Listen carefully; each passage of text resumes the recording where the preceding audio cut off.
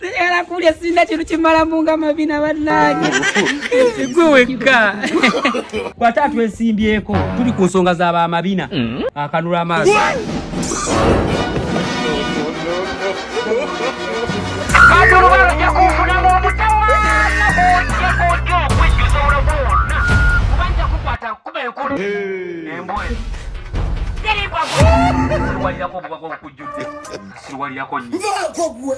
Baba mbakaza abana bo wakala baba balongo mujje baba olugezi lw'olukendeezeeko anti bano bale muzaala inono muno nga ayina amabina naye oyitayina mwana ankubako ku mwana mugimu muli mutya abalongo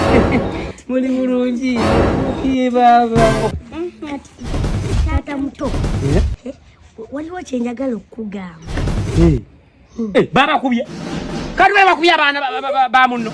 mulongo kevo bakubye kikyaki okuva wenajja wano sikulabangako okyuse engoye engoye mbana nyingi jasi nkyusa temulaba ng'ate ku ssomero balogamba nti tulina okyo era weewaawo you have to mix naye just ebudde ate waliwo n'ekirala ate kiki okuba wenajja wano sikulabako ng'onaaba kwendabako nga naaba naye bano abaana banaana balungi babuza ebibuuzo ebirungi ate n'ekirala owunya badde gundi ono and at school the teachers told us we have to bathe 3 times per day but you smell you don't bathe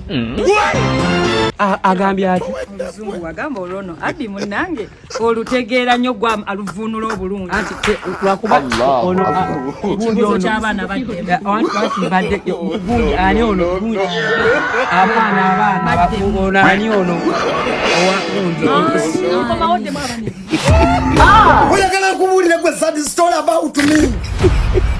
alabika si munaabe